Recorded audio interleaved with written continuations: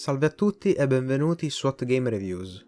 In questo video vi parlerò di Virtus, gioco sviluppato da Nomim, di cui potete seguire lo sviluppo sul suo Patreon. Il gioco è un harem simulator, dove noi saremo un giovane studente proveniente da una famiglia molto ricca e rispettata in tutta la nazione. La vita del protagonista è stata sempre molto facile, ma un giorno il padre viene incriminato e tutte le sue finanze vengono momentaneamente congelate. Adesso bisognerà darsi da fare per guadagnarsi da vivere, ma nel frattempo non mancheranno di certo occasioni per accrescere le nostre relazioni. Per quanto riguarda il gameplay, Virtus è una visual novel con uno stile di gioco sandbox. Come ho già accennato nella premessa, questo è anche un harem game, quindi sarà possibile intraprendere più relazioni in contemporanea, senza alcuna ripercussione. Gran parte del gameplay verrà passato utilizzando la mappa della città, che ci farà vedere tutte le zone visitabili e dove tutti i personaggi transiteranno e potranno essere incontrati.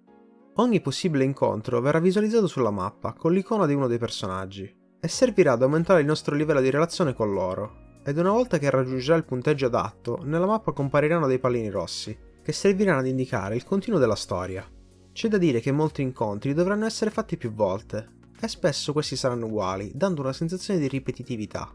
Anche se ad essere onesto, questi non mi hanno creato particolari fastidi, essendo comunque eventi molto brevi e skippabili dopo essere stati visti la prima volta.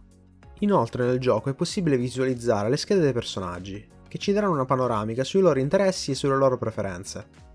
Adesso riguardo la storia, si può dire che questa serve solamente a fare da cornice per parlare dei rapporti con gli altri personaggi, e tutti gli incontri che avremo con loro non porteranno avanti nessuna trama principale, ma avranno come unico scopo quello di ampliare la conoscenza, per poi infine creare il nostro harem.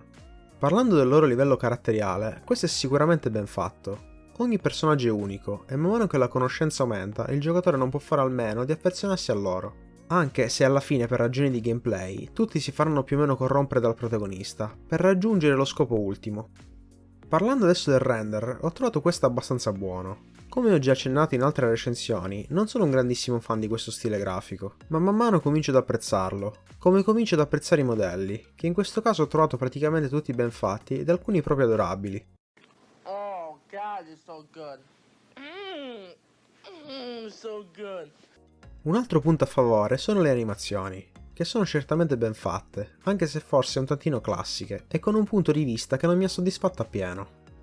Adesso elencherò quelli che sono i pregi e i difetti che ho riscontrato durante il gameplay.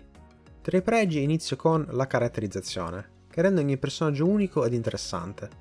Il render, che ho trovato abbastanza buono. Le animazioni, che sono ben fatte.